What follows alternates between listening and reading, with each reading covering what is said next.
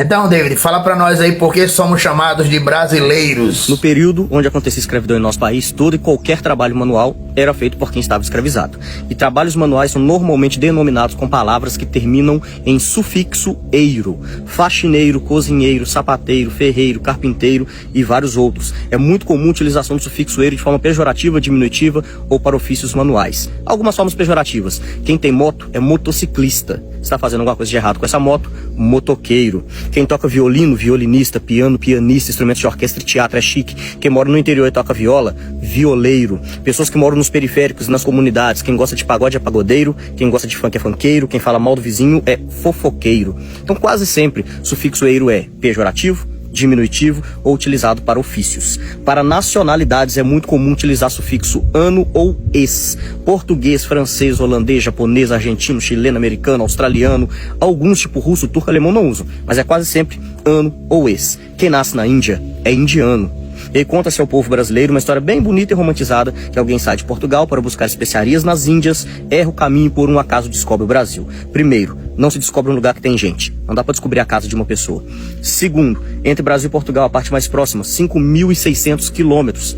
Quem erra 5.600 quilômetros de uma viagem tão importante?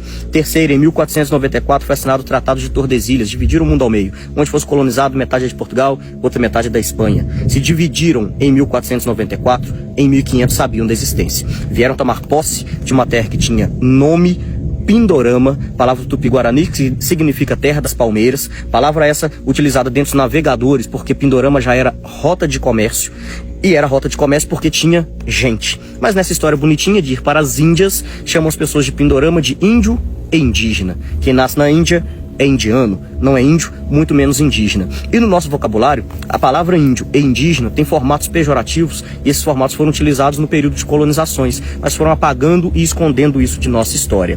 Prefixo in, ausência ou negação. Impossível, infiel, infeliz, incompetente, inconfidente, que é uma palavra bem de Ouro Preto. Indígena, era, não é mais, não gente. Inclusive tem outra palavra muito parecida no vocabulário. Indígena e indigente. Só muda o final dessas duas palavras. E índio, em ausência de o Deus, ausência de Deus, por isso era necessário catequizar. Chamar povos originários, assim deveriam ser chamados até hoje, em terras colonizadas, de índio e indígena, além de tirar a identidade desses povos, eximia o colonizador de culpa. Se não é gente, não tem alma, escravizar ou exterminar, não tem problema nenhum.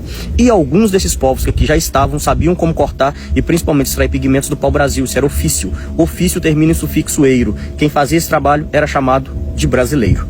A única nacionalidade do vocabulário português que termina em sufixo eiro é exatamente a nossa. Não tem nenhuma outra. E outras nacionalidades e línguas diferentes não utilizam. O italiano chama o brasileiro de brasiliano. Em inglês é Brazilian, em espanhol brasileiro. É só no nosso vocabulário que a nossa nacionalidade termina em sufixo eiro. Poderia ter mudado, ser brasiliano ou brasileiro.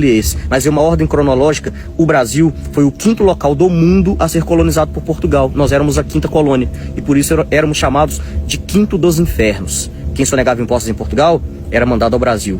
Quem roubava em Portugal era enviado ao Brasil. E utilizou-se a palavra brasileiro, que era uma denominação para povos originários escravizados cortando pau-brasil, como nossa nacionalidade e se manteve até hoje. Com isso posso dizer que todos nós brasileiros descendemos diretamente da escravidão, independente de pigmentação da pele, lado político, religião, quer queira, quer não, que os primeiros de nós brasileiros estavam escravizados há mais de 500 anos. Aprender uma história real, não romantizada, do nosso passado é a forma fácil de compreender o nosso presente. O Brasil é um país de tamanho continental e riquezas imensuráveis e não caminha para frente, que a grande maioria de nós brasileiros não sabe de onde vem.